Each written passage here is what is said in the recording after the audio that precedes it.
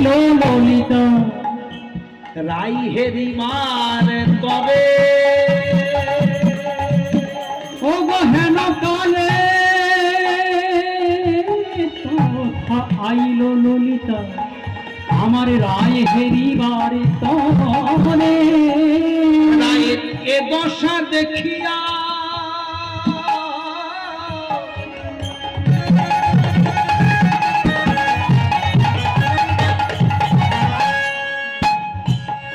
ললিতা ব্যথিত হইয়া রায়কে তুলে বসাল কোলে রায়ের দশা দেখিয়া জটিলা কুটিলাকে বলছে ও মা ও ননদি শোনো শোনো আমি রাধারানীর সখী আমার প্রতি ভরসা রাখো আমার মন বলছে রাধারানী সোনার কলসি হারায়নি আর আমি কথা দিচ্ছি ওটা তো দানে ওর বাবা দিয়েছিল এক্সট্রা করে বাড়তি করে সোমাদেরকে সব দিয়েছে সব মিটিয়ে হ্যাঁ ওটা তো বাড়তি করে দিয়েছিল আমার মন বলছে রাধারানী সোনা হারাতে পারে না যে সোনার কারবার করে সে কি সোনা হারায় ওমার জগৎ সোনার কথা বলছে গো জাগতিক সোনা নয় রাধারানী সোনা হারাতে পারে না আর যদি হারিয়েও গেছে আমরা ওর বাবাকে যা বলবো তাই একটা কলসি হারিয়েছে কথা দিলাম 10টা কলসি ওর বাপের বাড়ি থেকে এনে আপনার সামনে দিই কটিলা যদি তাহলে ঠিক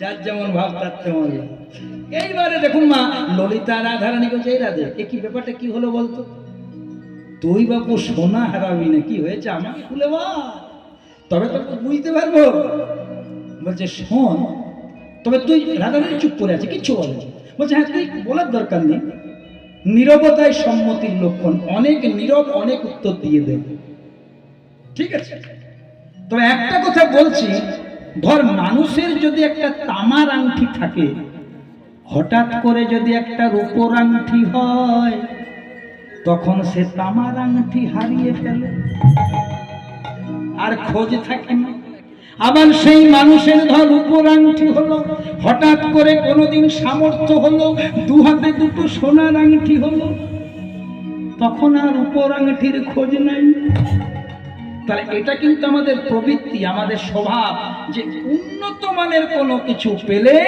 নিম্নত মানের জিনিসগুলোকে আমরা অনাদর করি তুই যখন সোনার কলসি হারিয়েছিস তার মানে এমন কিছু তুই সন্ধান পেয়েছিস তাছাড়া কি তুই ওই সোনার সাধের কলসিটি হারিয়েছিস তো রাধারানী একটি কথা বলছে শোন আমি সোনার কলসিতে জল আনতে পারি নাই শাশুড়ি ননদির জন্যে স্বামীর জন্যে রান্না করার জন্যে কিন্তু আমি আমার নয়ন কুম্ভ দুটি সখীরে আমি ভরে এনেছি আমার নয়নে কুম্ভ দুটি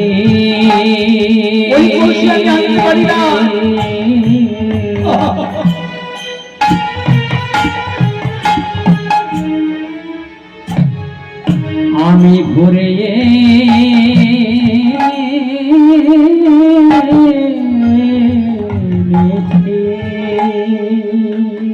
রাধারানী আমার অজোর জোরে কাঁদতে কাঁদতে বলছি ললিতা আমি সোনার কলসি হারিয়ে ফেলেছি রে কিন্তু ললিতা আমি শুধু শুধু বাড়ি আসি নাই আমি ওই কলসিতে জল আনতে পারিনি কিন্তু আমার এই যে দুটি নয়ন আমার নয়ন কুম্ভ ভরে এনেছি আমি আমার নয়ন কুম্ভ ভরে এনে গোবিন্দের রূপ সাগরে গোবিন্দের রূপ সাগরে ডুবায়ে আমার নয়ন কুম্ভ দুটি ভরে এনে গোবিন্দের রূপ সাগরে ডুবায়ে আমার নয়ন কুম্ভ দুটি ভরে এনে বলছে জেনেছি আমরা সব জানি তা করতে করতে সব সখী চলে এসেছে বিশাখা ললিতা বিশাখা চিত্রা চম্পলতা সুদেবী রঙ্গদেবী ইন্দুরেখা কুঙ্গবিদ্যা বলছে তাহলে কি দেখলি মন বলছে কি করে বলবো বলে কেন বলবি না না দেখেছে আমার নয়ন, দেখেছে আমার নয়ন, আর বলবে আমার বদন, বলবে আমার বদন। তোরা যেটা শুনতে চাইছিস, একজন দেখেছে আর একজন বলবে। দেখেছে আমার নয়ন, যে দেখেছে তার বদন নেই, আর যে বলবে তার নয়ন নেই, তো কি হবে? দেখলো আমার নয়ন, গোবিন্দের রূপটা দেখলো কে? নয়নে। তোমার ভালো করে জিনিসটা সাধন করে বুঝিয়ে দিই। একজন রাস্তা দিয়ে পার হয়ে যাচ্ছে, একটা বড় বাগানে মিষ্টি মিষ্টি আম গাছে আম ধরেছে। তো সেই ভদ্রলোক মনে করলো এখানে যদি কেউ থাকে বলবো যে আমাকে দুটো আম দেন, বড় মিষ্টি মিষ্টি, একটু ভালো লাগবে খেতে। 12:30 একটা বাজছে, দুপুর হয়ে গেছে, প্রসাদ কিছু পাইনি, একটু পেটটা ভর্তি। তো চতুর্দিকে তাকিয়ে দেখছে কেউ কোথাও নেই, বাগানটা ফাঁকা। ও তখন নিজেই প্রবেশ করেছে। তাহলে আমগুলোকে কে দেখলো? চোখ। চোখ যখনই দেখলো, হেড অফিসে খবর দিল মাইন্ডকে, মনকে, বলছে আম। এবার মন মনিটরিং শুরু করে দিয়েছে। মন তখন পদযুগল বলছে যা এবার, তাহলে চোখ তো দেখা শেষ, তাহলে চোখের কাজ শেষ, আমগুলো দেখেছে, চোখের ডিপার্টমেন্ট শেষ, এবার পা দুটি দিয়ে বাগানের ভেতরে গেল, পায়ের ডিউটি শেষ। এবার আমগুলো পারবে কিসে বাবা? হাতে। ইন্ডিয়ান ফিলোসফি, ভারতীয় দর্শন, একটা সাধন করবে। তাহলে কে পারবে? হাতে। তাহলে দেখলো নয়ন, গেল চরণ, এবার পারবে হস্ত জীবন। এবার পেরেছে, কিন্তু হস্ত দিয়ে পারলে ওকে খেতে পারবে? খেলো কে? বদন, মুখে। তাহলে নয়নে দেখলো, পদযুগলে গেল, হাত দুটি দিয়ে পারলো, আর মুখে খেলো। খেয়ে পরেও কাজ হয় না, আমটা মিষ্টি না তেতো না ভালো না মন্দ, কে বিচার করবে? হ্যাঁ, মা ইশারা করেছে, জিভ। জিভটা যখন খেতে শুরু করেছে, তখন বাগানের মালিক চলে এসেছে। এসে পরে বলছে আপনার লজ্জা করে না? হ্যাঁ, প্রসাদ যদি আপনি পাবেন আমাকে বলতে পারতেন, আপনি নিজেই পারতে শুরু করেছেন। পরের দ্রব্য না বললে নীল তাকে চুরি করে বলে।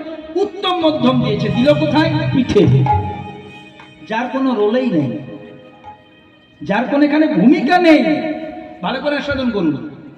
চোখ দিয়ে দেখলো, পদযুগলে গেল, হস্ত দিয়ে পারলো, ওমা বদন দিয়ে সেবা করলো, জিভ হাতে স্বাদ পেল, আর উত্তম মধ্যম পেল কে গো? পিঠে।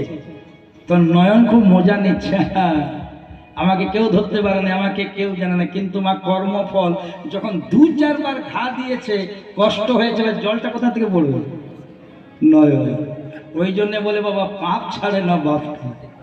যে যেমন সংসারে কর্ম করবে, তাকে তেমন ফল ভোগ করতে হবে। ওই জন্য প্রতি হরিবাসরে আমি একটা কথা বলি, যে আপনারা রামায়ণ মহাভারত সারা বলি পড়ার আগে বাচ্চাগুলোকে ঈশ্বরচন্দ্র বিদ্যাসাগরের বর্ণ পরিচয়টা দুটো পড়ানো। যদি ছোটবেলায় ঈশ্বরচন্দ্র বিদ্যাসাগরের বর্ণ পরিচয় আপনারা নাতি নাতনিদেরকে পড়াতে পারেন, ছেলে মেয়েদেরকে পড়াতে পারেন, তাহলে তার সম্যক জ্ঞান সেদিনেই তৈরি হয়ে যাবে। আমাদের বর্ণ পরিচয়টা একটা দামি, কিন্তু পড়ান না। গুড মর্নিং পাপা। সকালবেলায় ছেলে উঠলো, মা বাবাকে বলছে গুড মর্নিং পাপ। পাপ কোথায় আছিস? আমার ঘর দিকে আয়।